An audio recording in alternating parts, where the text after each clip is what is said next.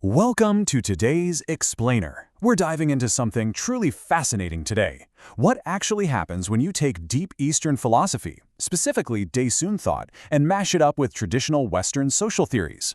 Well, it turns out you might just unlock a brilliant new paradigm for solving some of our most stubborn, modern socioeconomic crises. It's a completely different way of looking at how we organize our world, and I am so excited to share it with you. But before we get completely lost in the philosophy, let's ground this in everyday reality. Think about it. What happens to a community when a few people take without giving anything back? You know what I'm talking about. It's the classic free rider problem. Whether we're talking about massive global climate agreements, paying for public transportation, or literally just that one guy in your high school group project who did absolutely nothing but still got an A, the immediate friction points in our society almost always trace back to this exact dynamic. So here's our roadmap for today. We'll kick things off with the modern communal crisis, examine the flaws in existing theories, and then introduce flow-based communitarianism and the power of Datong Jinyang. Finally, we'll look at solving crises through circulation and wrap up with a new sustainable paradigm. All right, diving right into Section 1, the modern communal crisis and the breaking point of communities. The breakdown usually plays out in a super predictable chain reaction. It's basically a domino effect. It starts with those free riders we just talked about, a minority who soak up the benefits while completely dodging their duties. Naturally, this triggers a deepening sense of victimhood and resentment among the majority. As that damage piles up, communal trust just fractures, and the efficiency within the system tanks. When a system pushes communal values but doesn't actually protect against free riders, individual creativity drops, and overall competitiveness weakens. Ultimately, a severe lack of realism sets in, and those high-minded ideal values, they just don't survive contact with the messy real world. Which brings us to Section 2, the flaws in existing theories, specifically looking at the rigid ideologies of the West.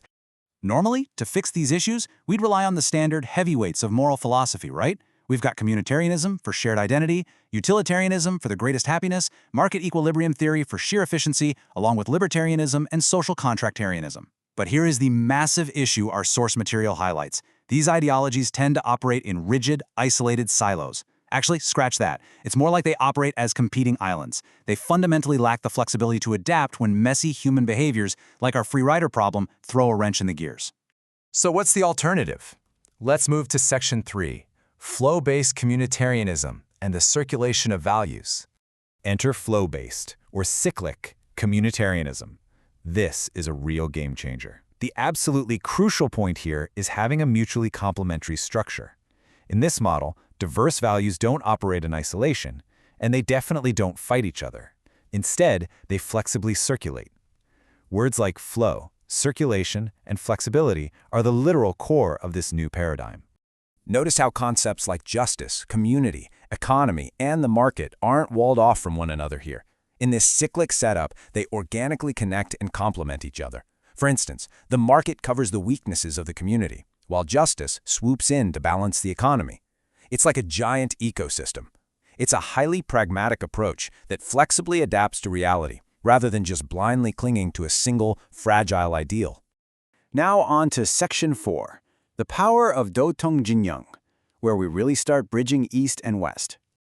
Okay, let's unpack that term, Datong Jinyang. It simply describes a concept where two or more systems actively interact in a flow-based manner and constantly circulate. And we aren't just talking about human economics here. We are talking about the active, systematic interaction between nature and humanity, between the divine and humanity, and between spirit and matter. It's this active, flowing communication that promotes both an incredibly stable order and continuous development. They aren't at odds with each other. They circulate together. A vital engine for this flow is the concept of hidden virtue, or yumduk. Think of it like the deep, unseen roots that sustain a massive tree. This hidden virtue is regarded as the core that holds up a community's true, substantive excellence. When a system becomes totally obsessed with visible efficiency or material output, it eventually breaks down. Hidden virtue fixes those side effects by providing a profound moral anchor, essentially restoring the relationship between humanity, nature, and the unseen divine. To really grasp the depth of this, the source material points us to a quote from the Zhang. It says, "A time will come when the cry for food pierces the ninth heaven. How could one treat it lightly? Heaven knows even a single grain of grain." I just love that. It so beautifully illustrates the deep, inescapable connection between our daily communal actions, our treatment of the natural world, and the broader universe itself. Let's look at how this applies in Section 5, Solving Crises Through Circulation.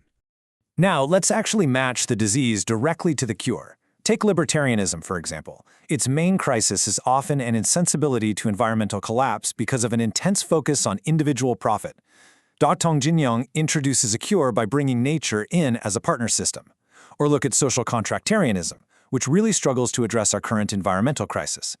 Datong Jinyoung solves this by expanding the contract to include nature alongside humanity. Utilitarianism? Well, that often degrades into the law of the jungle. But here we seek the common interest of the divine and humanity to restore that balance. And traditional communitarianism suffers from the side effects of pure materialism or atheism.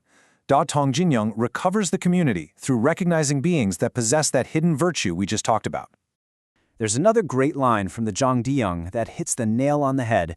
Heaven and earth are filled with the divine, so that even a single blade of grass will wither if its spirit departs. By acknowledging a spirited, interconnected universe, we completely bypass the purely material limitations that cause traditional structures to fracture under stress. And finally, Section 6, a new sustainable paradigm. Let's wrap up with our conclusion and real-world implications. The core takeaways here are huge. First, we achieve cyclic mutual complementarity, meaning different ideologies actually work together harmoniously. Second, we finally managed to combine the high ideals of communitarianism with actual gritty within-system efficiency. And third, bringing it all the way back to our very first thought experiment, we constructively resolve the free rider problem.